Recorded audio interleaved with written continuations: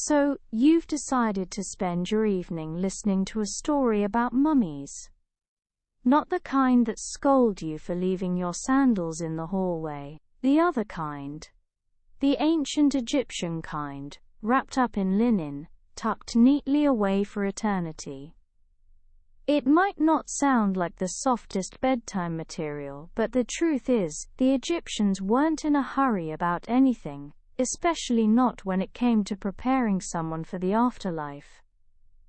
And in that slow, meticulous rhythm, there's a kind of calm, a kind of order, that might just lull you into your own peaceful rest tonight. So settle in, get comfortable, and let's take a very, very slow journey through the ancient Egyptian mummy ritual. Imagine a quiet chamber, cool and dim, set aside for a sacred task. The air is still, carrying only the faint scent of oils and herbs. A body lies before the embalmers, no longer alive, but not yet ready for eternity. The first step is not dramatic. There are no trumpets, no curses, no horror film theatrics. Just water. Clean, cool water drawn from the Nile. The same river that gave life to the land. The same river that provided fish, fields, and drinking water. It is brought here now, to provide its final service, to wash away the dust of life. The embalmers move slowly, not rushing. There is time.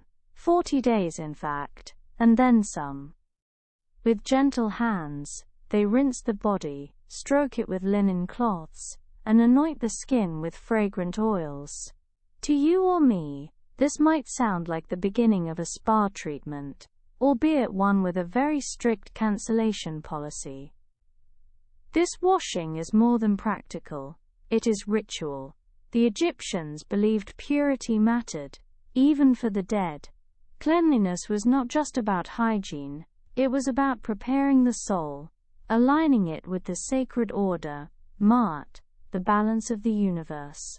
And so every slow pour of water, every dab of perfumed oil, was part of guiding the departed toward eternity. The body does not protest, of course. It lies in perfect stillness, as the embalmers continue their steady, repetitive motions. Wipe, pour, anoint. Wipe, pour, anoint. The rhythm of this work is hypnotic, almost like a lullaby of water and cloth. If you were here, you might notice how quiet it is. There are no distractions, no chatter. Just the hushed scrape of linen, the faint trickle of water, the subtle fragrance of cedar or myrrh. It is, in its own way, a very peaceful scene. And in this stillness we begin our slow journey. Now that the body has been washed and anointed, the embalmers move on to the next step. And here, things become a little more practical. Practical in the sense that you and I might look at what happens next and say, really? You thought this was the best way forward? But to the ancient Egyptians, it made perfect sense. The body, they believed, was a vessel, and vessels can't just sit around full of things that spoil. If you've ever forgotten a bag of groceries in the back of the car in summer, you have some idea of why this step seemed necessary. The embalmers had a clear, if unhurried, solution. Remove the organs. They began with the brain, which, to the Egyptians, was more of a nuisance than a treasure. The heart was the true seat of thought and emotion. So the brain was treated rather like a kitchen sponge past its prime. A thin hook was slid gently up through the nose, and, with movements both practiced and patient, the brain was teased out. A slow, delicate process, done in silence, and then discarded. Imagine being an organ, working hard your whole life, only to find out you're considered optional. The heart, however, was precious. It would be carefully preserved, because it was needed later. Needed for the weighing of the heart ceremony, when one's soul would be judged. You could lose your keys in this life. You could lose your sandals. but you could not lose your heart. The other organs, the lungs, stomach, intestines and liver, were removed with equal care. They would be washed, dried and preserved, each placed in a special container called a canopic jar. These jars had lids carved into the forms of protective gods: falcon, baboon, jackal, and human. It was a rather unusual household arrangement, but one that made sense in the afterlife. The work of removing organs was not rushed. Nothing about this ritual was rushed. Each gesture was deliberate, repeated over countless generations, always the same. A small incision, a careful reach, the slow placing of one organ into its jar, then another, and another. It was not grisly to them, but orderly.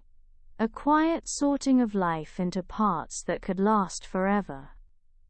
If you are feeling uneasy, remember, to the embalmers, this was reverence, not horror. Every motion was surrounded by prayer, by incense, by the steady rhythm of ritual words. The room would have been filled not with fear, but with focus. You could almost hear the soft murmur of voices, the crackle of lamps, the scent of resin clinging to the air. And so the body was emptied, prepared like a vessel being readied for a voyage. What had been removed was not lost. It was simply rearranged, given its own resting places, its own guardians. The body, meanwhile, lay still and quiet, waiting for the next stage of its long preparation.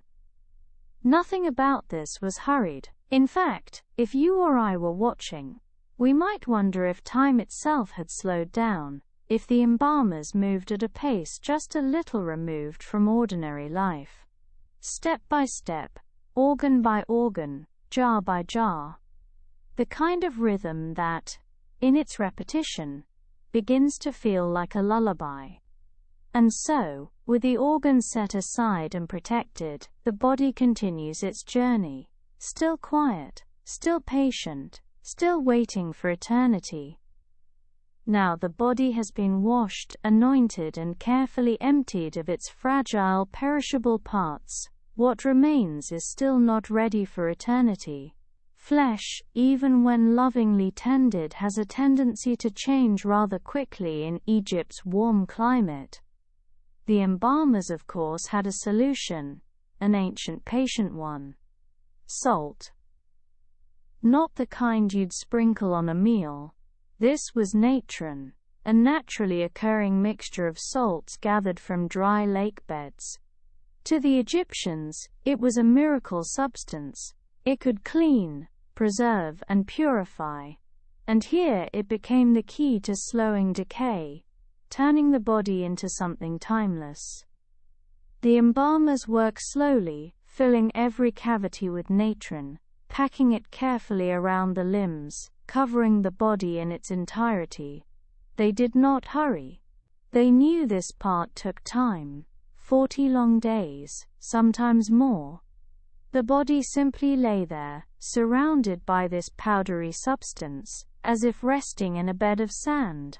40 days, nearly 6 weeks of stillness. It is strange, in a way, how much of the ritual was not active at all. So much depended on waiting. Waiting for the salt to do its work, for the body to slowly dry, for time itself to carry out the transformation. Imagine the chamber during those weeks. Dim, quiet, the body lying in place, while the natron drew out every last trace of moisture. Day after day, night after night, an almost meditative stillness. When the time had passed, the embalmers returned, brushing away the natron, gently lifting the body again. The skin was now dry, leathery, preserved. This was the moment to restore it, not in life but in dignity. Oils were rubbed into the skin, fragrant resins applied to give flexibility, luster, and, perhaps, a touch of divine perfume. Then came the wrapping. Ah, the endless wrapping. Linen strips, cut and ready, waiting in heaps. Layer after layer was wound around the body, each strip placed with precision, as though the embalmers were tucking the departed in for the longest sleep imaginable. Fingers were wrapped separately, toes too. The head received its own careful layers, folded and smoothed as if caressing the features back into place. This was not just a practical step. Between the layers, charms and amulets were tucked, tiny objects of power and protection, a scarab here, a symbol of eternity there. Every piece of linen added was accompanied by a prayer, a spell, or a whispered blessing. The body was not just being preserved, it was being armed, spiritually, for the journey ahead. The rhythm of the wrapping was slow, repetitive, and almost hypnotic. Strip, wind, fold. Strip, wind, fold. The linen whispered softly as it tightened, layer upon layer. If you've ever folded laundry late at night, you know how strangely soothing repetition can be. Now imagine that, extended for hours, days even, until the body was fully enclosed. When at last the wrapping was finished, the mummy no longer resembled the person who had lived. It resembled something eternal, something prepared for its role in the afterlife. The embalmers might place a mask over the face, a painted likeness, often of gold for the elite, to ensure the soul would be recognized. And then, the body was ready. Ready not in the sense of finality but of transition. Wrapped, preserved, silent and waiting. The work of chapter 1 is complete. Ramses II, also called Ramses the Great, pharaoh of the 19th dynasty, ruler for 66 years, builder of temples, father of countless children. He was a man who wanted to be remembered, and he left monuments large enough that forgetting him would take some effort. And yet in the end even Ramses was reduced to what all Egyptians were reduced to, a body, carefully preserved. His mummy, still with traces of his features, tells us he lived into his 90s, an age remarkable then as it is now. He had red hair in his youth, faded to white with time. His teeth were worn down, his joints stiff, his body bearing the marks of a long reign lived in human flesh. The embalmers who worked on Ramses did what generations of embalmers had done before them. They washed, they anointed, they packed, they wrapped, slowly, carefully, ritually. Imagine their hands moving over the pharaoh's body with reverence, their voices murmuring the same prayers spoken over countless others. Strip, fold, oil, wrap. The rhythm of preparation was the same, whether the body was that of a farmer or a king. Of course, Ramses received more elaborate care. His wrappings were fine, his amulets numerous, his mask golden. The tomb built for him was vast, painted with scenes of gods and journeys through the afterlife. Ramses had lived as a god on earth, and he was expected to continue as one beyond it. And yet, centuries later, time was not kind. His tomb, like so many, was looted. His body was moved more than once, hidden away with other royal mummies, to keep it safe from thieves. For a time, Ramses lay not in splendor but in secret, wrapped and silent in a cache of forgotten kings. It wasn't until the 19th century that Ramses was rediscovered. His mummy was unwrapped, examined, catalogued. His face, after all that time, still bore the strong lines of a ruler. One modern archaeologist remarked that he looked every bit the grandfather you might not argue with at the dinner table.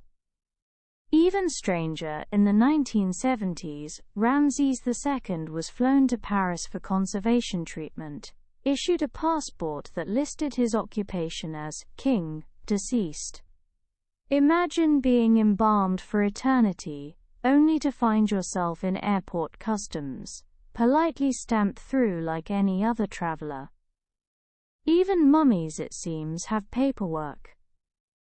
And yet, despite the journey, the relocations, the indignities of modern study, Ramses remains preserved, recognizable, still bearing witness to a life lived 3,000 years ago. His body, once washed and wrapped, continues its slow vigil, a reminder of how determined the Egyptians were to cheat the chaos of time. So there he lies, Ramses the Great, a man of ambition, now a mummy in linen, resting quietly. His monuments tower in the desert, his name endures, and his body, patient, preserved, still waits for eternity. The embalmers who worked on Ramses II must have known their task was weighty. He was not an ordinary man, but a pharaoh, a god-king, someone whose very image was carved into temple walls and statues taller than houses.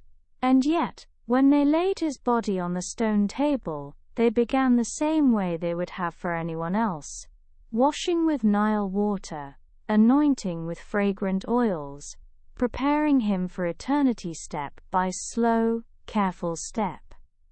The difference lay in the details. Ordinary Egyptians might have been given a few amulets, perhaps a simple scarab, perhaps a charm of protection. Ramses received dozens, scarabs of green stone, tiny protective figures, sacred symbols slipped between layers of linen like secret prayers, each one placed deliberately, with words spoken softly as if the gods themselves might be listening in.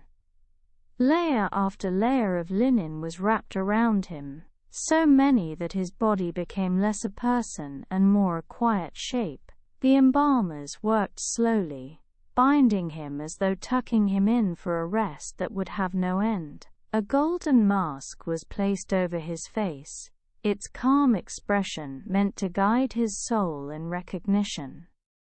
For centuries, Ramses lay undisturbed. His tomb in the Valley of the Kings was painted with great scenes of his journey into the afterlife. Gods guiding him, enemies defeated, eternity promised. But tombs were not as permanent as the Egyptians hoped. Thieves came, searching for gold, leaving behind linen and bone. To save him, priests moved his body, hiding him in a secret cache alongside other great pharaohs. Imagine the silence of that hidden chamber. Dozens of royal mummies lying side by side, each once a ruler of Egypt, now just quiet neighbors waiting in the dark. Ramses, who had commanded armies, who had built temples, lay quietly among them, indistinguishable in the dim light of a sealed cavern. When archaeologists rediscovered him in the 19th century, they found not the radiant pharaoh of monuments, but an old man preserved by salt and linen. His hair, once bright, was faded.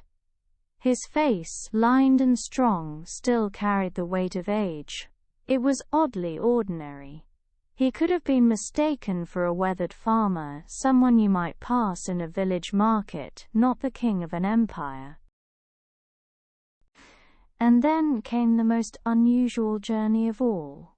In 1976, when his mummy began to deteriorate, Ramses was flown to Paris for restoration. A pharaoh, carried not in a golden barge down the Nile, but in a modern airplane through clouds. He was issued a passport complete with photograph, occupation listed as king, deceased. One imagines the customs officer glancing at the document, perhaps pausing for only a moment before stamping it. As if to say, yes, of course, welcome to France, Your Majesty, mind the conveyor belt. It is not the afterlife journey Ramses had planned, but it was a journey all the same. In Paris he was examined with the most modern tools, X-rays, scans, chemical tests. Doctors and scientists leaned over him, as once embalmers had, carefully studying, carefully preserving. The language of ritual had changed, but the slow reverence of the work remained, protecting him, once more, from the slow undoing of time. And today Ramses rests again, not in a tomb, but in a museum. Visitors pass by quietly, peering into glass, seeing the face of a man who ruled 3,000 years ago. They whisper, perhaps, or lean closer. But Ramses does not stir. He lies still, linen-bound, patient as ever, waiting out the centuries. Pharaoh, god, traveler, exhibit, he has been all of these. Yet above all, he is what the embalmers made him, a body prepared for eternity. When Ramses II was carried into the bright rooms of modern science, he became, once again, the center of attention. Instead of priests chanting hymns, there were scientists in white coats, carefully setting up their machines. Instead of the smoke of incense, there was the soft hum of X-ray equipment. The atmosphere, however, was not so different from the embalming chamber. Quiet, deliberate, reverent in its own way. His body, carefully unwrapped only in part, revealed the details of his long life. His spine was bent, curved from years of standing tall. His teeth were worn down to the gums, as if thousands of meals had ground them away. His joints bore the marks of arthritis, every step of his old age etched into bone. He had once been mighty, but his mummy told a quieter truth. He had been human. Scientists found traces of abscesses in his teeth, small fractures, and the wear of time. Even a pharaoh, it seemed, could not escape the aches and indignities of age. His hair, preserved in tufts, revealed a reddish hue, suggesting that in his youth, the great Ramses had been a redhead. One imagines statues and carvings suddenly a little less solemn. Perhaps the great conqueror had once been teased for his hair in the palace nursery. There were also signs of the embalmer's work: resin, oils, and linen all layered carefully. Some mistakes were visible too, for even the best embalmers were only human. A patch here, a fracture there, a misstep hidden beneath wrappings. The gods presumably were not grading for perfection. What is remarkable is not that Ramses aged, but that he endured. More than 3,000 years later, his body still whispers his story. The temples he built have eroded, the palaces have crumbled, but his bones and linen remain, an unexpected kind of monument. And now, instead of priests, there are schoolchildren peering at him through glass, whispering in hushed voices. Instead of royal guards, there are museum staff with clipboards. Ramses has traded eternity in a tomb for eternity under fluorescent lights. But in a way that is its own kind of immortality. If he had expected endless processions in the field of reeds, the Egyptian afterlife of green fields and calm waters, perhaps he did not anticipate the endless processions of tourists, shuffling past, adjusting their cameras. Still, both involve queues, quiet steps, and people craning to catch a glimpse. Perhaps the difference is not so great after all. And so Ramses II remains, king, conqueror, father, redhead, museum resident, wrapped, preserved, studied, and still resting, in silence, in patience. A man who lived in the 13th century BC, and who, by the careful work of embalmers and scientists alike, still lies before us today. The embalmers, when they folded the last strip of linen over him, could not have known how far their work would carry.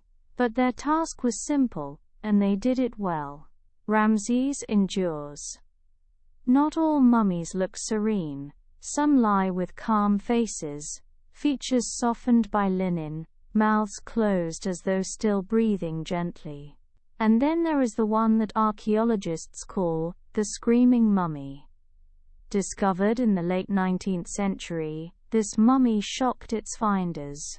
Its face was twisted, mouth gaping open in what looked like an eternal cry, jaw slack, teeth bared, eye sockets wide, less like a pharaoh at peace, more like someone who had just stubbed their toe on eternity. Of course, the truth is not so dramatic. The jaw of a mummy can drop naturally if it is not bound tightly enough. Linen loosens, tendons decay. Gravity does what it does best. And yet, the effect is striking. While other royal mummies look as if they are gently dozing, this one looks startled. Or perhaps annoyed. Or perhaps simply yawning after 3,000 years. The body was unusual in other ways too. Found in the royal cache at Deir el-Bahari, it was not given the elaborate wrappings of a respected king. Instead, it was hastily covered, coated in resin, and buried without ceremony. No golden mask, no amulets tucked between folds, no prayers written on the wrappings, just linen and silence. Who was he? Theories abounded. Some whispered it was Prince Pentor, a son of Ramses III, condemned after the harem conspiracy, a palace coup that ended in poison, daggers, and a failed grab for power.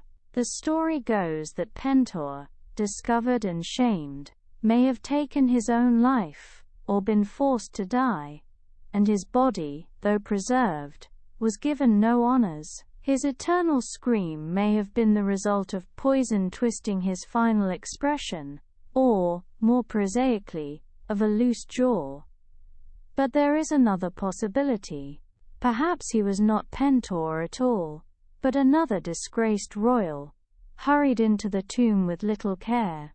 The embalmers may have muttered under their breath, wrapping him quickly, unwilling to linger. No amulets, no charms, no golden mask, just resin, heat, and silence. To look upon him now, under museum light, is unsettling and oddly ordinary all at once. His scream is not the cry of a curse, but simply the open mouth of time. He lies as all mummies lie, still, silent, and faintly awkward. The nickname is dramatic, yes, but the reality is far more mundane. He is, in truth, a mummy who was not wrapped tightly enough. Still, one can't help but feel the pull of imagination when gazing at him. The mouth, wide and frozen, seems to invite stories. A son who betrayed a king. A prince who lost a throne. Or perhaps, more simply, a man who has been mid-yawn for 3,000 years, waiting to finish it. When the screaming mummy was examined more closely, his body began to speak in its own quiet way, not through words of course, his tongue had long since gone, but through bones, wrappings, and resin.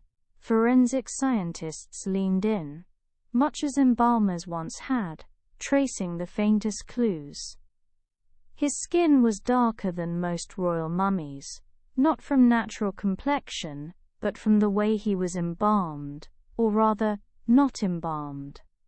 Instead of careful drying, and the use of natron salts, his body had been hurriedly slathered in resin, which left it charred and stiff, almost as though the embalmers had been more interested in hiding him away than preserving him. It was the ancient Egyptian equivalent of, "Let's just get this over with." There were no amulets to guard his heart, no scarab to weigh against his soul, no mask to give him a dignified face in the afterlife. For a royal, this was shocking. Egyptians feared nothing more than being forgotten, being denied the rituals that allowed the soul to pass into eternity. To be left without those protections was not just neglect, It was punishment. This is why so many historians point to the harem conspiracy.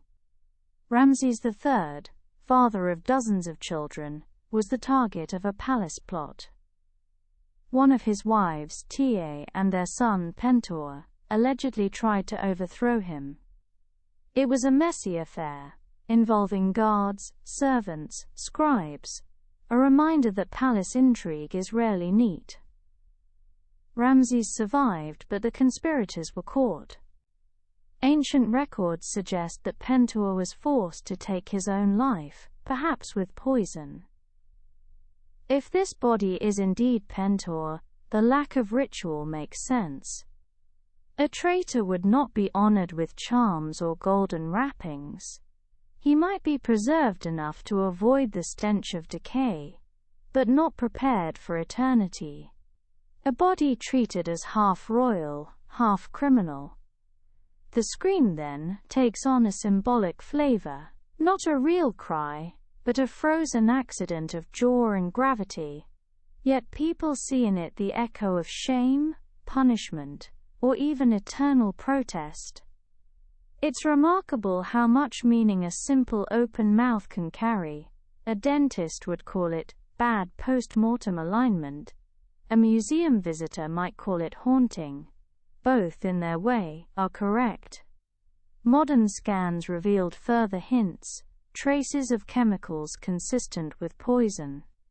The kind of bitter end one might expect in a tale of betrayal and downfall.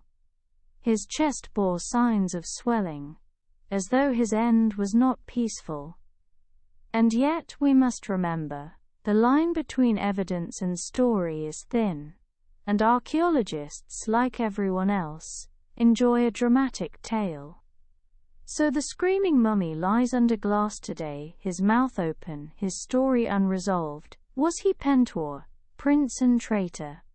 Or another nameless royal, punished and erased from memory? We cannot be certain. What we do know is that he has become famous not for who he was, but for how he looks. Eternity, reduced to a facial expression. And that, in its own way, is fitting. Pharaohs sought immortality through monuments, names carved into stone, deeds sung by scribes. The screaming mummy achieved his through an accident of jaw muscles. Proof that sometimes history plays favorites in the strangest ways.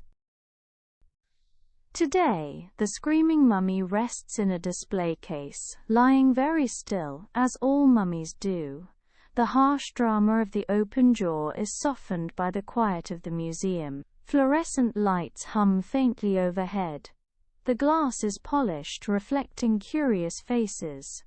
Children press their noses close, whispering with wide eyes.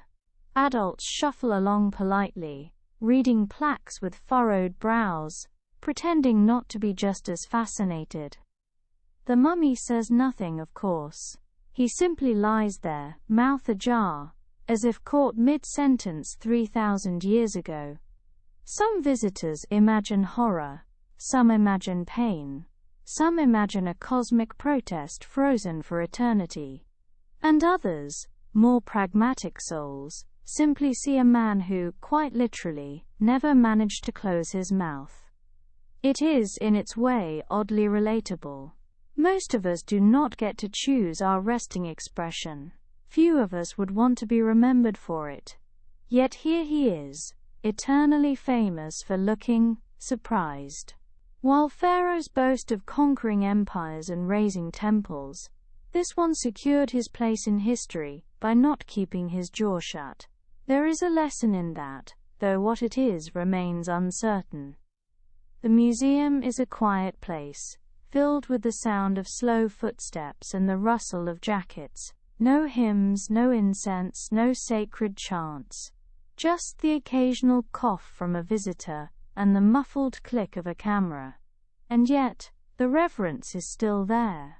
People lower their voices, they lean in, they take the moment seriously, even if the mummy himself looks as though he is halfway through a complaint. Perhaps in the end that is a kind of afterlife. Not the field of reeds imagined by the Egyptians, but something stranger. A glass box, a climate-controlled room, and an endless procession of people pausing to wonder who you were. His name may be uncertain, his story incomplete, but his presence endures, and perhaps that is enough. The screaming mummy does not speak. He only lies there, mouth open, silent as stone. Yet he has been heard across centuries. His face is unforgettable, his mystery unresolved.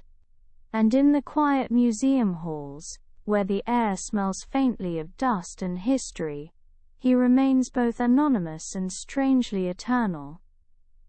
Few words spark the imagination quite like The Curse of the Mummy. It calls up images of shadowy tombs, whispers in the dark, and ancient warnings etched into stone. You picture an archaeologist brushing sand from hieroglyphs, pausing as the words reveal themselves. Death shall come on swift wings to him who disturbs the tomb. Very dramatic, very cinematic, and as it happens, very misleading. The truth is, ancient Egyptians rarely wrote such curses in tombs. Most walls are filled instead with hymns to the gods, lists of offerings, and the occasional heartfelt request to please keep the offerings coming. Food, not revenge, was the priority. After all, what good is cursing intruders if your soul goes hungry? But the idea of the curse gained momentum in the modern age, particularly with one tomb, that of Tutankhamun. When Howard Carter and his team uncovered the Boy King's resting place in 1922, it was one of the greatest archaeological discoveries of all time.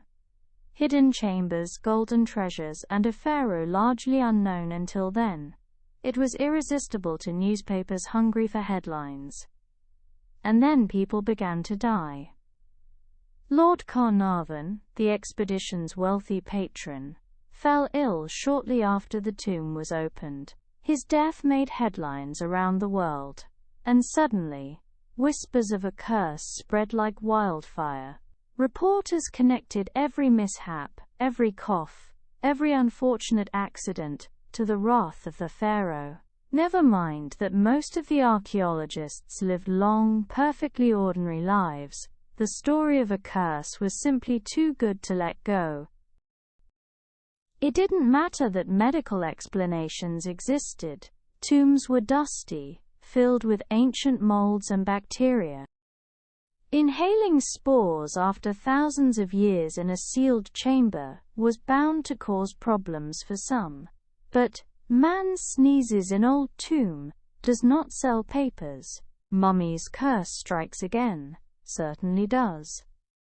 And so, a myth was born, a myth that endures to this day, woven into films, novels, and late-night whispers. Step into a tomb, and you risk more than dust on your shoes. You risk the wrath of the ancient dead. At least according to legend. The reality, as always, is calmer, quieter, and far more practical. But as you drift here, half asleep, it is tempting to imagine the desert night, the stillness of the valley, and the slow creak of a door opening onto a chamber sealed for centuries. Not so much a curse, as the weight of time itself, pressing down with all its quiet power. The moment Lord Carnarvon passed away in 1923, newspapers smelled a story. Here was a wealthy man, bitten by a mosquito, who developed an infection that turned septic. A sad but fairly ordinary fate in an era before antibiotics. Yet by the time the press was done, it was no longer an infection, it was the revenge of King Tut. Headlines screamed of doom. Every minor misfortune was added to the tally. A canary in Carter's home was supposedly eaten by a cobra, Egypt's royal symbol. Another financier died of pneumonia. A visitor had a heart attack. Even when a man tripped over his dog and broke his neck, somewhere, a headline whispered, "The curse strikes again." It was as though the world had suddenly decided that Tutankhamun was running a very selective vendetta list. Some survived decades, others stubbed their toes. Only the unlucky few became front-page examples of the pharaoh's wrath. Howard Carter himself lived another 17 years after the discovery, dying at a perfectly respectable age of 64. Not exactly the swift justice of the gods. In fact, most of his team lived long enough to read obituaries of those who believed in the curse. Which is, when you think about it, a rather delicious irony. But myths do not require statistics to thrive, they need only one good story whispered at night. And the idea of an ancient curse, of a power that reaches across 3 millennia to punish the curious, was irresistible. Even today, when we know about mold spores, bacteria, and newspaper exaggeration, there is still a lingering chill in the idea. Not because it is true, but because it is wonderfully eerie. And so, the mummy's curse joined the pantheon of modern legends, sitting comfortably beside haunted castles and ghostly ships. A story retold not because it is factual, but because it makes us lean closer, lowers our voices, and lets our imagination do the rest. Step into a museum after dark, and you will feel it yourself. Not a curse, not a pharaoh's wrath, but the strange hush of being surrounded by the past. The air feels different when you are in the company of the ancient dead. It is not anger that fills the silence, but an almost overwhelming stillness. Imagine the tombs in the Valley of the Kings, not a curse, but geology, rock sealing away chambers for thousands of years, sand drifting in layers above, wind smoothing the desert, time, as patient as ever, keeping its secrets until the day someone knocks politely with a chisel. And when the doors are opened, when the stale air drifts out, it is not wrath that greets the intruders but simply time catching up. A sudden breath of history, older than cities, older than languages we speak today, a reminder that everything waits, given enough centuries. The so-called curse, then, is perhaps just a story humans tell themselves when they stand too close to eternity. A way to give meaning to accidents, to coincidences, to the simple fact that we are fragile creatures poking at the bones of our ancestors. It is not a curse. It is awe, dressed up in superstition. And in a strange way, that is even more powerful. Because awe lingers long after curses fade. Awe hums in your chest as you stand in the dim light of a museum, or drift in thought while listening to the slow story of a mummy's tomb.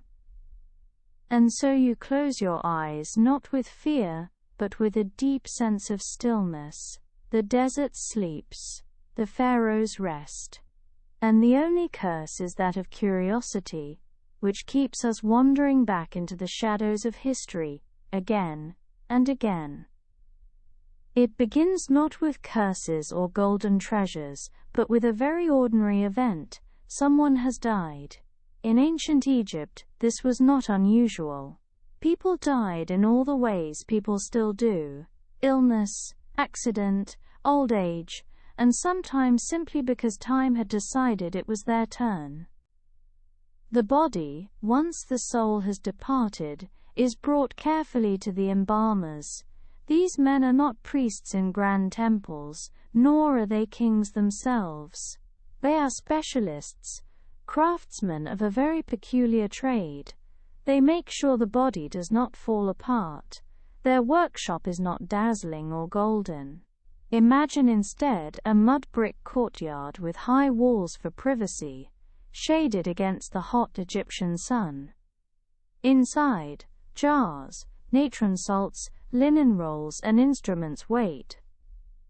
The family has made their choice. They could have chosen the budget option, basic preservation, some quick wrappings, and a farewell. Or, if they could afford it, they could choose the deluxe version, a full 70-day treatment, involving resin, oils, and the kind of attention to detail usually reserved for luxury goods. Much like modern life, funerals came in packages. No one wanted the cheapest, but not everyone could afford the finest. Once the decision is made, the embalmers go to work. The body is laid upon a wooden table. There is no soft music, no gentle reassurance, no scented candles. Just the hot, dry air, the sound of tools being set down, and the slow rhythm of men who have done this 100 times before. Death is solemn, yes, but it is also routine. And so the process begins, quietly, without drama, just another day in the workshop of eternity. The first challenge is the simple fact that bodies are by nature inconveniently moist. The embalmers know that moisture is the enemy of eternity. Left to itself, the body would decay quickly under the Egyptian sun, and so step 1 is removal. The internal organs are taken out, carefully, methodically, and treated separately. The lungs, the liver, the stomach, the intestines. Each is cleaned, dried, and often placed into its own jar, beautifully carved with the heads of protective deities. These are the canopic jars, guardians of the inner world. The heart, however, is usually left behind. Egyptians believed it was the seat of the soul, the record-keeper of one's life, the organ that would be weighed in the afterlife against the feather of truth. Take out the heart and you remove the evidence. Best to leave it where it belongs. The brain, oddly enough, is of no particular concern.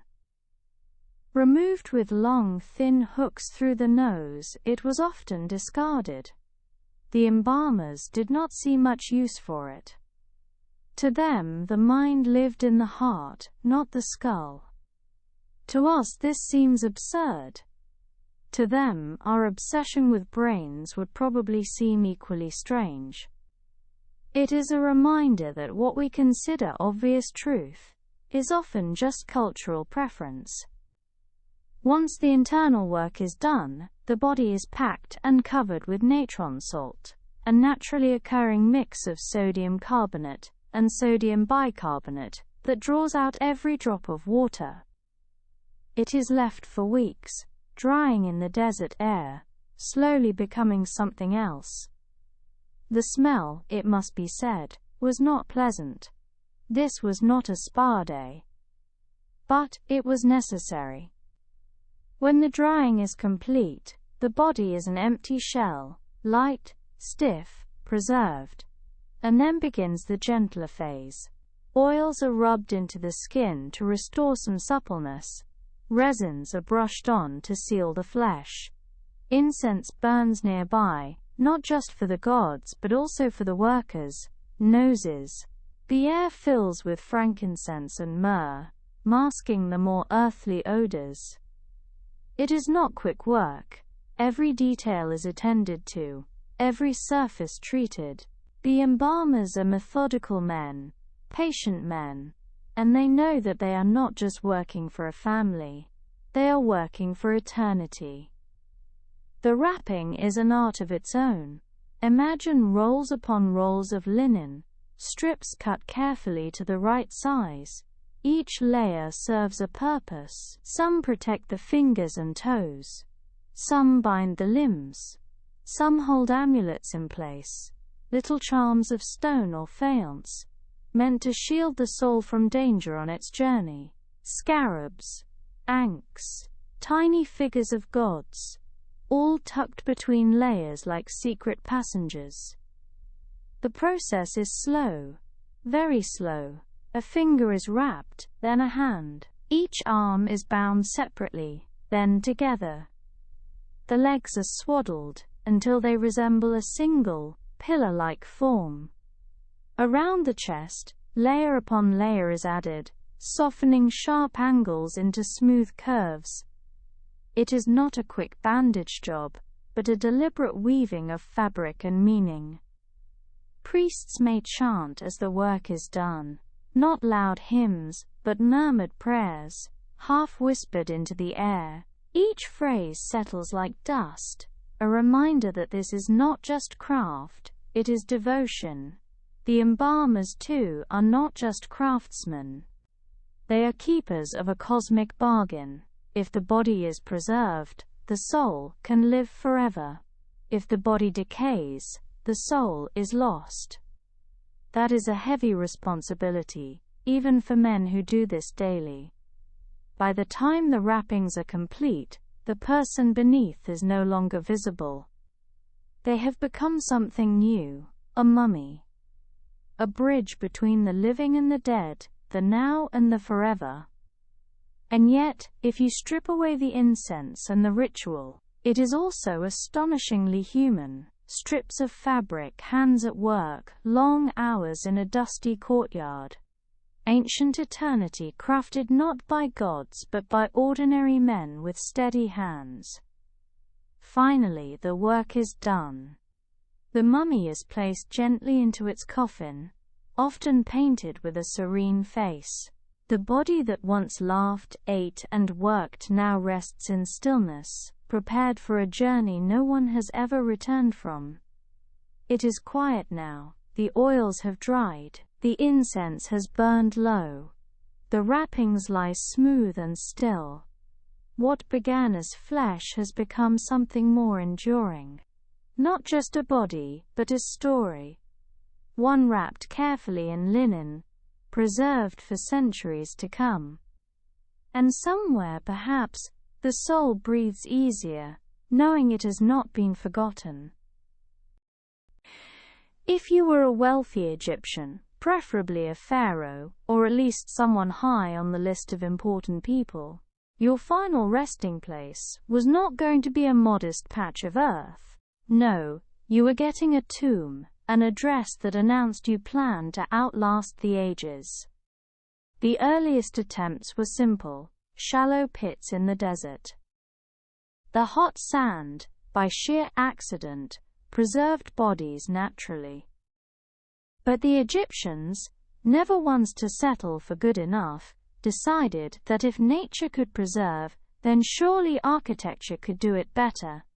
Thus began the age of monumental tombs.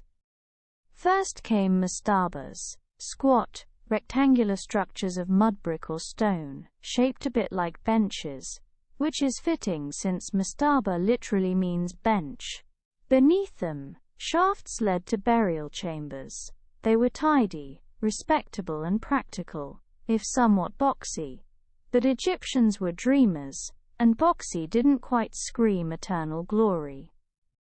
Enter the step pyramid of Djoser, designed by Imhotep, the ancient world's overachiever. Suddenly, eternity had tears. From there the pyramid evolved into the sleek giants we know today, pointing sharply at the heavens, as though the dead king might just use it as a ramp to ascend. Yet by the time of the New Kingdom, around the age of Tutankhamun, pyramids were passé, too obvious, too easy to rob. Imagine putting all your treasures in the world's largest X marks the spot. So instead, pharaohs chose secrecy, tombs carved deep into the cliffs of the Valley of the Kings. Hidden entrances, winding passages, chambers painted in vivid colors. This was eternal real estate, carved straight into the earth. The architecture was not designed for the living, it was for gods, for spirits, for time itself. Long corridors stretched into the dark, like arteries feeding the heart of eternity. Ceilings were painted with stars. Walls told stories of journeys through the underworld. Every surface whispered the same message: you may die, but you will not be forgotten. And so, even in death, the pharaohs built neighborhoods. The Valley of the Kings was less a cemetery than a stone suburb of eternity, each house sealed, waiting patiently for tenants to arrive. Of course, what is a house without furniture? To the Egyptians, the afterlife was not a vague spiritual fog, it was a continuation of life, just on a different plane. And if you were going to continue living, you would need stuff, a lot of stuff. So into the tomb went treasures, not treasures as we think of them. Though yes, there were golden masks and glittering jewelry, but also very practical items. Beds, chairs, chests, food stored in jars, wine sealed in amphorae, even board games, because eternity is a long time to sit without a hobby. Servants were provided as well, though not the breathing kind. Instead, little figurines called shabtis were tucked among the goods.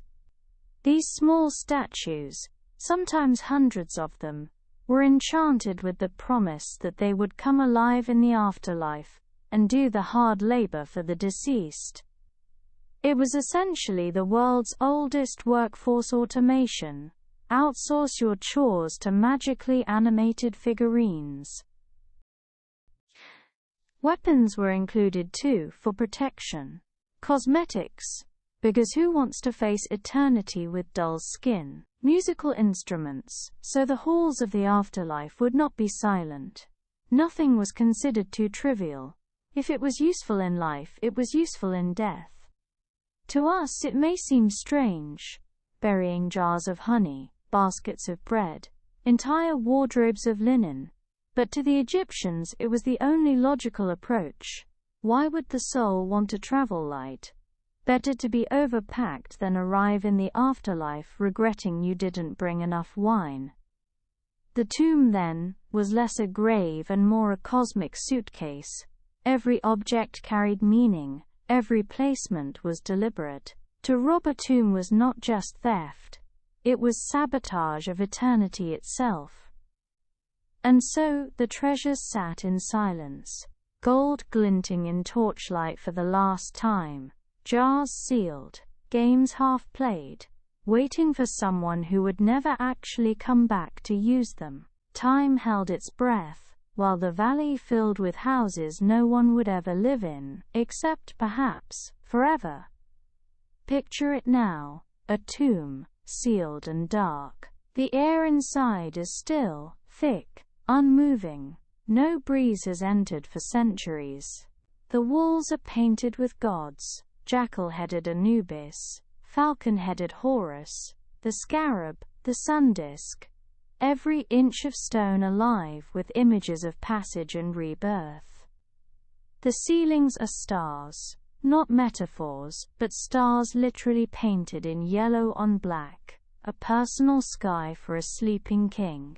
Along the corridors, texts wind in orderly rows, incantations from the Book of the Dead, like instructions written in a cosmic travel guide. Step here, speak this password, do not fear the monster shaped like a crocodile, and proceed toward the dawn. In the burial chamber rests the coffin, nested sometimes within coffins, layer upon layer like Russian dolls. The final casing often a human-shaped sarcophagus, with a painted face smiling serenely. It is not a face of the dead, not really. It is the perfected face, the eternal face, the mask of how they wish to be seen for all time. The silence is absolute. Dust lies undisturbed.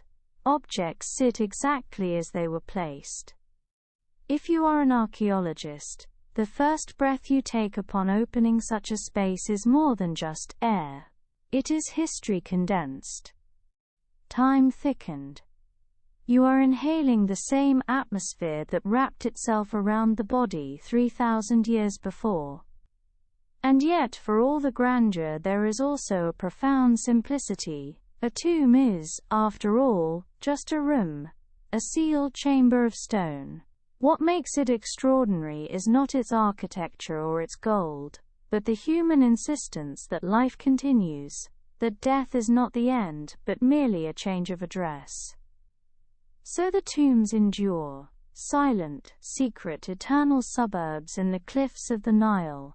They hold their treasures, their wrapped tenants, their painted stars. And they wait, patiently, for those who still wander in centuries later, candles in hand, eyes wide, whispering to themselves, what did they leave behind? You cannot place enormous quantities of gold, jewels, and delicately crafted furniture in a sealed chamber and expect human beings to resist forever. The Valley of the Kings was not just a cemetery, it was, from a less reverent angle, a neighborhood of very heavily stocked treasure vaults. And treasure has a way of advertising itself, even when buried under tons of rock. The Egyptians knew this, of course. They were not naive. Elaborate precautions were taken. Tombs hidden in cliffs, passageways sealed, entrances disguised. The names of curses were sometimes painted on the walls, warnings that trespassers would face the wrath of the gods. And yet, in the end, stone is not omnipotent. People with tools, time, and a flexible sense of morality could eventually find their way in. Many robbers were not the glamorous adventurers you might picture in a movie. They were often workers themselves, men who had built the tombs, who knew their twists and turns, and who realized that their wages were meager compared to the fortunes they buried. It was not simply greed, but the kind of logic anyone might have when staring down a lifetime of hard labor, while golden statues were quietly gathering dust a few feet away. Imagine the temptation. You dig a chamber, carve its walls, paint its gods, carry in jars of wine and chests of jewels. Then you watch the entrance sealed, and you are told never to return. But every night you lie awake knowing that just under that cliff wall lies enough wealth to erase hunger, to clothe your children, to turn your life into one of comfort. Would you resist? Some did, but many did not. And so, almost as soon as tombs were sealed, they were broken into, some within years, others within centuries. The valley was not silent. It was a game of concealment and discovery, of locks and keys, of gods and humans endlessly testing one another. Tomb robbery was not as glamorous as modern tales suggest. It was hot, sweaty, dangerous work. To enter a tomb was to risk collapse, suffocation, or at the very least, being caught by guards. Yet the promise of gold outweighed the risks. The tools were simple: chisels, mallets, ropes. Robbers tunneled through rock-widened cracks, or dug from above to bypass blocked corridors. They carried lamps fueled by animal fat, flickering dimly in the stale air. Every sound echoed. Every step raised dust. Silence pressed in on them as though the tomb itself were listening. And then, finally, the prize. The burial chamber. The air inside, untouched for centuries, would rush out in a single stale sigh. The robbers' lamps would catch glimmers of gold, rows of jars, coffins painted in rich hues. Objects that had been handled lovingly by priests were now poured at by desperate hands. What did they take? Mostly what was easiest to carry and hardest to trace. Gold fittings, jewelry, amulets, anything that could be melted down and sold. Large furniture, carefully crafted wooden chests, entire beds. They might be left behind, too bulky for a quick escape. Sometimes the bodies themselves were unwrapped, amulets pried from linen, masks torn away.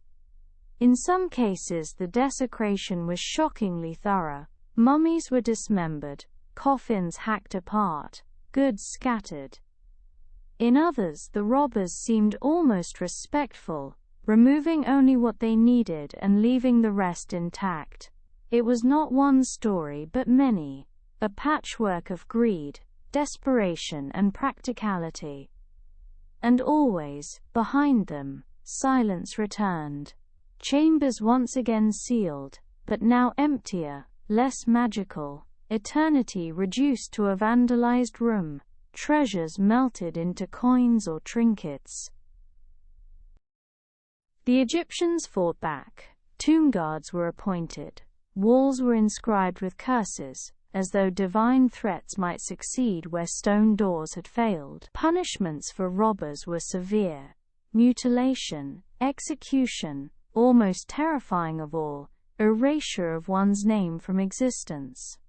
For an Egyptian, to lose your name was to lose your soul. Yet despite all this, the robbers came.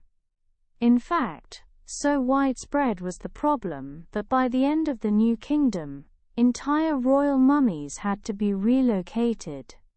Priests gathered them in secret caches, stripping them of valuables and rewrapping them, hiding them in collective tombs to save what remained from endless theft. Many of the greatest pharaohs, Ramses, Seti, Thutmose, were found not in their own splendid chambers, but bundled together in hidden caves, like precious relics put in storage. It is tempting to condemn the robbers as villains, desecrators of sacred spaces, but step back, and the picture blurs. These were not always men of wealth.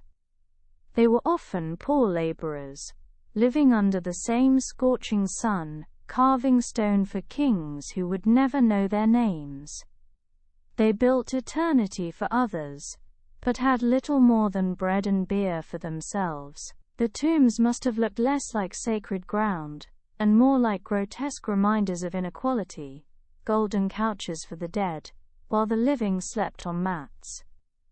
And so, the story of tomb robbery is not simply crime, it is human nature laid bare, hunger against grandeur, survival against belief. The short life of the worker against the eternal promises of the king. Even today, when archaeologists pry open a chamber, the scars of these ancient intrusions are there. Broken lids, missing treasures, coffins splintered, linen shredded, evidence of lives long gone, but of a struggle that feels strangely modern, the unending tension between wealth and want. And so, in the Valley of the Kings, eternity was not perfectly sealed. It was contested ground, a chessboard where kings and commoners still moved against one another long after both were dust. The treasures glinted, the guards threatened, and the robbers came anyway. And perhaps, if you listen closely in the silence of a tomb, you can still hear it. The faint echo of chisels in the night, a whisper of footsteps, the eternal cat and mouse of humans and their temptations. By the time the 18th and 19th centuries rolled around, Egypt had become less of a land of the living and more of a backdrop for European daydreams. Travelers on the Grand Tour wanted not just to see the pyramids, but to own a piece of them. It was the age when curiosity and colonial ambition were tangled together, half scholarship, half souvenir shopping. Mummies, once sacred objects, were now purchased like trinkets. Wealthy gentlemen brought them home to Europe to display in their parlors. Dinner parties sometimes concluded with the unwrapping of a mummy as after-dinner entertainment. Imagine it. A group of guests sipping sherry, watching linen peeled away from a body that had been carefully preserved for eternity. Dry wit almost fails here, because reality outdoes satire. It was less science, more spectacle, and no one seemed to feel the least bit awkward about it. Even poets joined in. Thomas Hood quipped about mummy unwrapping in verse. Jane Loudon, a novelist, wrote romantic fiction inspired by mummies returning to life. The ancient dead, who had once been guarded by curses, were now subjected to Victorian parties and sensationalist novels. A pharaoh could withstand 3,000 years of desert silence, only to end up on a tea table in Bloomsbury. The fascination wasn't entirely frivolous, though. Curiosity planted seeds of real study. Scholars began to record hieroglyphs, to sketch tombs, to wonder about the culture that had left so many silent monuments. It was clumsy, and often disrespectful, but it marked the beginning of Egyptology, a field that would slowly grow from dinner party unwrappings into genuine science. If the early collectors treated mummies like novelties, the 19th century scholars began to take things more seriously, albeit still with a flair for drama. When Jean-François Champollion finally cracked the code of hieroglyphs in the 1820s using the Rosetta Stone, it was as though the voices of the ancients had been given back their tongues. Suddenly, the walls spoke. Tombs were no longer mute, they could tell their stories. This linguistic breakthrough turned Egypt into a living library for scholars. Expeditions multiplied. Temples were mapped, artifacts catalogued. Yet the methods remained rough. Archaeology in those days was a mixture of scholarship and treasure hunt. Teams hacked into walls, carted off statues and liberated obelisks. The British, French, Germans and later Americans competed like overeager children on a beach, digging up sandcastles and declaring ownership. Museums swelled with Egyptian artifacts. The British Museum, the Louvre, Berlin, later New York, each became filled with sarcophagi, papyri and statues. Objects were detached from their contexts, stripped of their tombs and histories, and displayed as standalone curiosities. It was science, yes, but also a kind of scavenger hunt with better note-taking. The Egyptian government eventually grew wary, realizing that its ancient heritage was disappearing into foreign basements and glass cases. Regulations were introduced, permits required, inspectors dispatched. But the appetite for the ancient dead was enormous. Egyptology became fashionable, glamorous, and slightly absurd. Tourists posed with sphinxes, purchased authentic mummy powder sold as medicine, and filled their trunks with Ushabti figurines as souvenirs. Yet for all the chaos, progress was undeniable. Scholarship grew more careful. Excavations became more systematic. By the end of the 19th century, Egyptology was settling down from a frenzy of digging into a more disciplined field, concerned with preservation as much as discovery. By the 20th century, archaeology had taken on a different character. The reckless unwrappings and souvenir hunts gave way to carefully planned excavations. Photography, conservation and stratigraphy entered the scene. And with this shift, Egypt revealed treasures that could finally be studied in their original contexts. The greatest symbol of this change was, of course, the discovery of Tutankhamun's tomb in 1922. Howard Carter's painstaking excavation marked a new standard of archaeological care. Unlike earlier digs which had plundered first and asked questions later, Carter's team catalogued every object, recorded every position, and took thousands of photographs. It was not perfect. No excavation ever is. But it set a precedent. The dead were no longer props for parties, but voices of history to be respected. Modern rediscovery also meant a change in narrative. Egypt was not just a land of curses and curios, but a civilization to be understood. Its mummies were not mere bodies, but complex individuals, wrapped in layers of ritual, belief and family ties. Science entered the tomb. X-rays, CT scans, DNA sampling.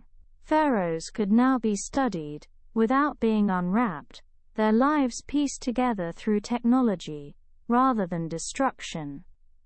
And in this shift, the silence of the tombs grew louder again, not with curses, but with knowledge.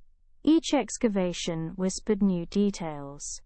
How they lived, what they ate, what diseases they carried. The ancients were no longer props in drawing rooms. They were people, neighbors across time, who happened to sleep longer than most. Standing in a modern museum, you feel this transformation, no longer spectacle but reverence. No longer a tea-time oddity, but a reminder that across thousands of years human beings have always cared about the same things. How to live, how to die, and how to be remembered. And so, the rediscovery of ancient Egypt was not just about unearthing tombs. It was about unearthing ourselves, our endless fascination with the past, our capacity for both folly and reverence, our unshakable desire to ask what lies beyond the sealed door. For most of history, the only way to learn what lay beneath mummy wrappings was, well, to unwrap them. And as we've already seen, that usually involved either a dinner party with sherry, or an archaeologist with more enthusiasm than caution. But science, thankfully, has evolved. These days, we can peek inside a mummy without disturbing so much as a linen thread.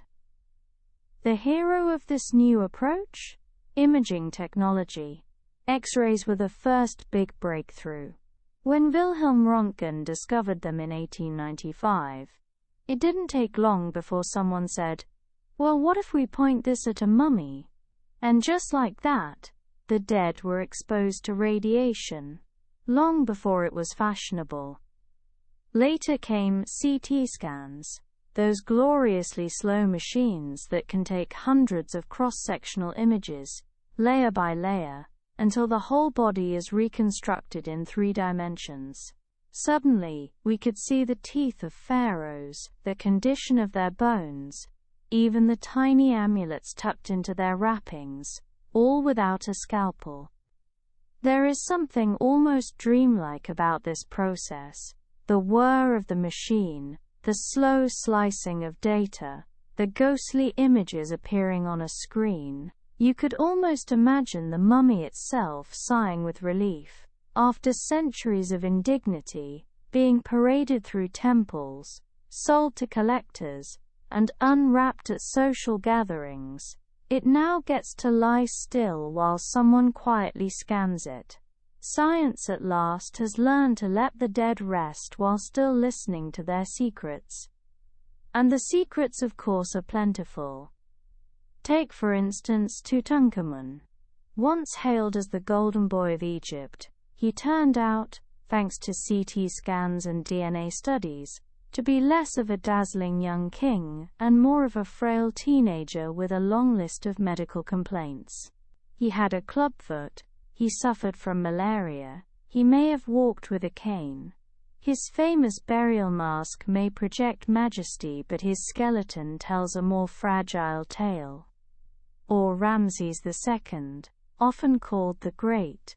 His mummy has been X-rayed so often it could practically glow in the dark. The scans revealed severe dental problems, abscesses and worn teeth that must have made his final years rather uncomfortable. The great conqueror of Kadesh, the builder of Abu Simbel, the man who fathered dozens of children, was felled not by enemy armies but by toothache. It is a humbling reminder that in the end, no one escapes the tyranny of molars. And then there are the unknowns, the everyday Egyptians whose mummies never wore gold masks but whose remains now whisper the quiet details of daily life. Scans show us arthritis in knees, fractures healed or unhealed, evidence of hard labor carried across a lifetime. We see clogged arteries, telling us that even 3,000 years ago people weren't safe from heart disease. We see hair samples revealing diet and trade, tiny hints of the crops they ate, and the resins used in embalming. It turns out, mummies are excellent record keepers. They carry inside them the story of human frailty, resilience, and ingenuity. Not glamorous stories, not always royal ones, but deeply human ones, which, in the end, are perhaps the most valuable of all. There's something almost tender about modern science's relationship with the ancient dead. Where once mummies were displayed, dissected, or dismissed, they are now scanned, measured, and preserved with a kind of respectful curiosity. The tools are quieter, the questions more careful. It feels less like interrogation and more like conversation, though admittedly one where only one side is doing the talking. DNA analysis has added yet another layer. With swabs and samples, we can reconstruct family trees, trace genetic conditions, and follow the spread of diseases through ancient populations. Tutankhamun's lineage, for instance, was pieced together like a genetic crossword puzzle, revealing tangled family ties that would make even the most scandalous modern soap opera blush. And the data doesn't just tell us about the dead, it reflects back on the living. When we study their arteries, we see our own vulnerabilities. When we examine their bones, we glimpse our shared fragility. In the stillness of a sarcophagus, a bridge is formed, across centuries, across cultures, across the long silence of death. It is strange, isn't it, that the people who prepared these bodies for eternity had no idea we would one day be sliding them into CT scanners. That the spells and amulets intended to preserve their spirits are now studied with infrared cameras and chemical swabs. And yet, in a way, it feels like a continuation of the same impulse. To remember, to preserve, to keep the past alive in whatever language we can. And so the science of the mummy is not about robbing them of their mystery. It is about extending their voices. A CT scan is, in its own quiet way, just another kind of hieroglyph. A mark left on the world, waiting patiently to be read. Once upon a time, not in ancient Egypt, but in the bustling markets of medieval Europe, there was a curious trade. Alongside spices, silks, and exotic goods from the East, you could also buy ground-up mummy. Yes, really. For several centuries, mummy powder was a hot commodity. Apothecaries sold it as medicine. Physicians prescribed it for headaches, coughs, bruises, even epilepsy. The logic was tenuous at best. Since mummies had survived thousands of years without rotting, surely their essence must contain some kind of preservative magic. Why not grind them up? Put them in a jar, and swallow a spoonful when you felt unwell.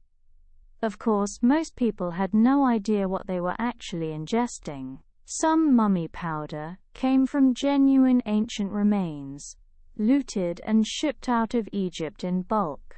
Much of it, however, came from more recent corpses, or even from sun-dried criminals dug up closer to home. The demand was so great that suppliers often didn't ask too many questions. It's a surreal thought. Somewhere in 15th century Paris, someone is stirring a spoonful of powdered Pharaoh into their wine and saying, "Ah yes, that should cure my gout." The reality was probably closer to indigestion than immortality.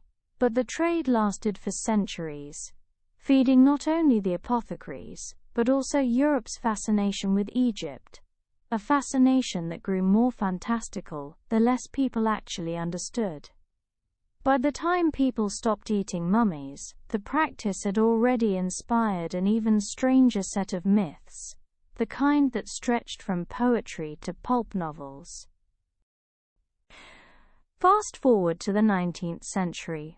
Egypt was being excavated by armies of archaeologists, tourists, and collectors.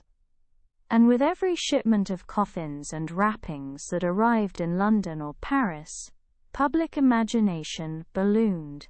Writers had discovered that mummy was an excellent word for selling books. The Victorians, in particular, adored mummy stories.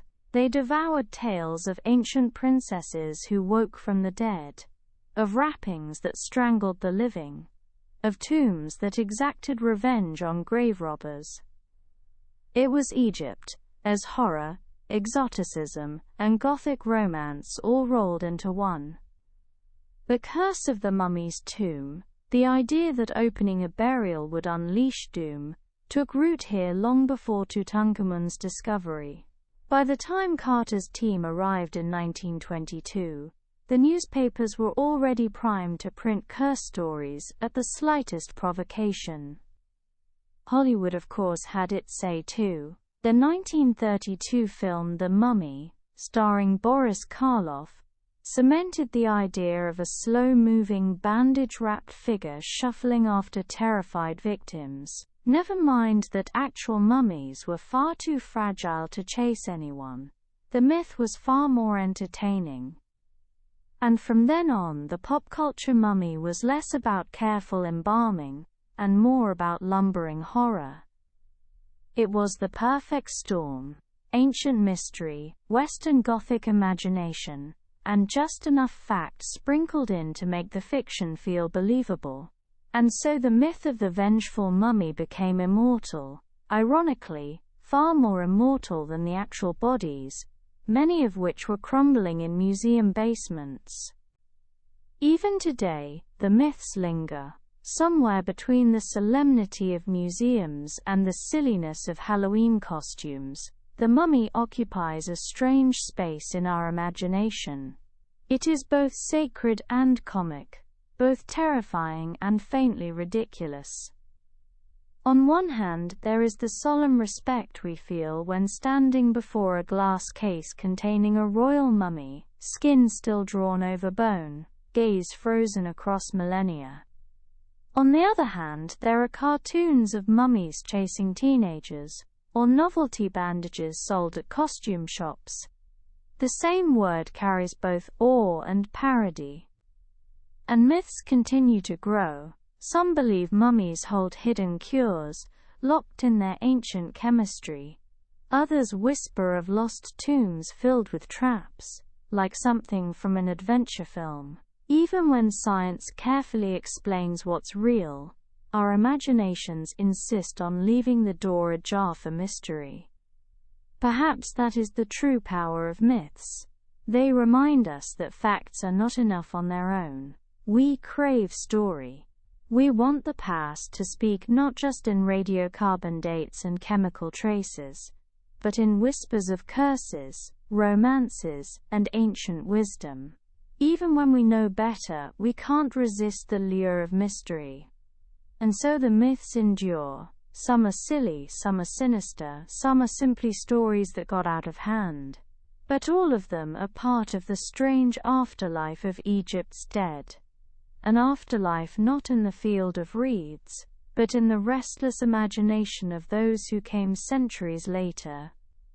The mummy, then, lives two lives, one in the stillness of the tomb, carefully preserved, silent, eternal, and another in our stories, where it lumbers, curses, romances, and occasionally gets powdered into dubious medicine. Between the two perhaps lies the truth, that we are forever trying to bring the dead back to life, if only in imagination. Picture the 19th century, an era when archaeology was equal parts science, adventure, and souvenir shopping. Egypt had become the stage on which Europe played out its fascination with the ancient world. Napoleon's campaigns at the turn of the century had introduced French scholars to hieroglyphs, sphinxes, and obelisks, sparking a wave of Egyptomania that rippled across Europe. Before long, the fascination turned practical. People wanted to own a piece of antiquity, and so began the steady flow of mummies from desert sands to European drawing rooms. The process was rarely romantic. Tombs were identified, opened and stripped. In some cases, wealthy collectors simply bought mummies from local dealers who had dug them up with little ceremony. They were packed into crates and loaded onto ships alongside crates of cotton and coffee. The paperwork might describe them vaguely as curiosities, or, more bluntly, Egyptian remains. To modernize, the thought is unsettling. Human beings reduced to export items, treated as both artifacts and commodities. Yet at the time the fascination was undeniable. Imagine yourself, a 19th-century gentleman or lady in London, reading a headline about a recently arrived shipment of mummies.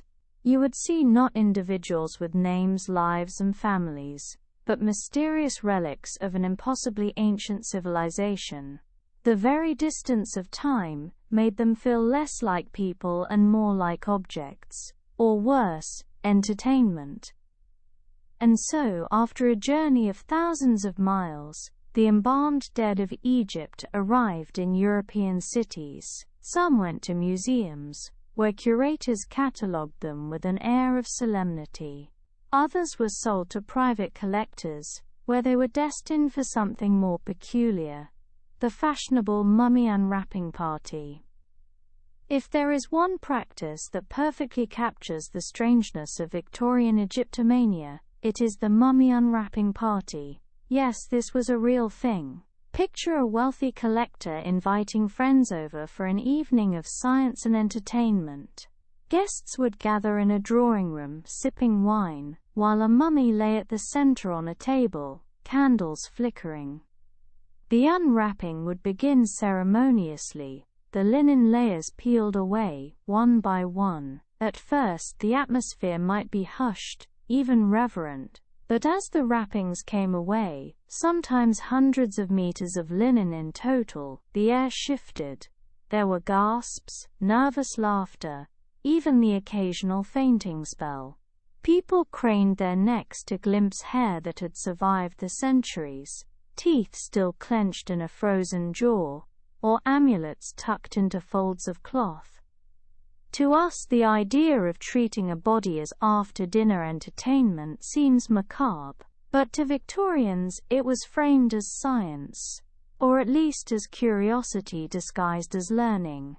After all, archaeology as a discipline was still in its infancy. The line between serious research and spectacle was blurry. For some, the unwrapping was a chance to marvel at ancient craftsmanship. For others, it was simply a thrill, a brush with the exotic and the morbid.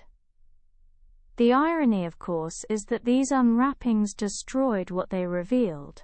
Once the linen was stripped away, once the protective amulets were scattered, the mummy was no longer preserved. It crumbled quickly, exposed to light, air and clumsy human handling. Many mummies were ruined in the process, their careful preservation undone in a single evening. And yet, the practice persisted for decades. Newspaper advertisements promised unveilings of genuine Egyptian mummies. Invitations were printed for socialites. Even authors like Charles Dickens attended unwrappings, describing them in a mixture of fascination and disgust. It was a peculiar mixture of science, spectacle, and a dash of Gothic theatre. Egypt repackaged as entertainment for the curious and the privileged. Eventually the spectacle faded. By the late 19th and early 20th centuries, as archaeology professionalized, the mummy moved from parlors to glass cases. Museums became the custodians of Egypt's dead. Today, if you step into a great institution, the British Museum, the Louvre, the Cairo Museum, you will find mummies resting in climate-controlled halls, their faces half-lit beneath glass, watched by millions of eyes each year. The change in setting transforms the experience. No longer entertainment for a private crowd, the mummy has become a quiet anchor in a public space.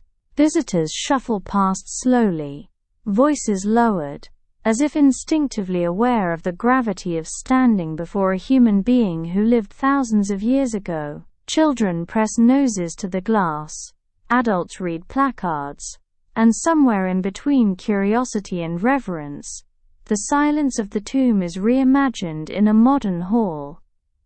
The museums frame them as artifacts, catalogued, explained, contextualized. Court scans now replace unwrapping parties, peeling away the layers digitally rather than destructively. Scientists peer inside without disturbing a single bandage, uncovering pathologies, diets, even hairstyles.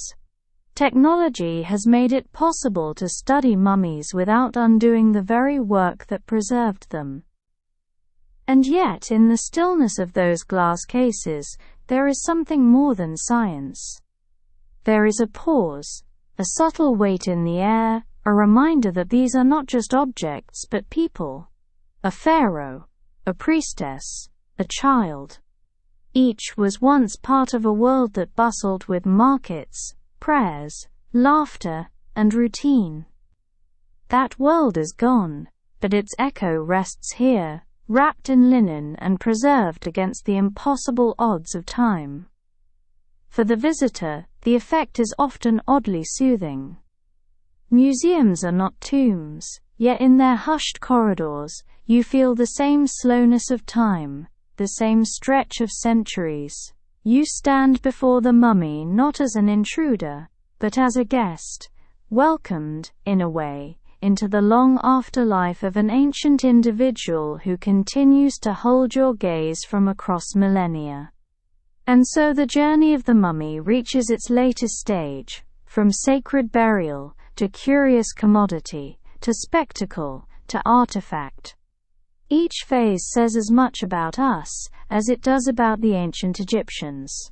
The mummy has always been a mirror, reflecting not only the faces of the dead, but also the endless curiosity of the living.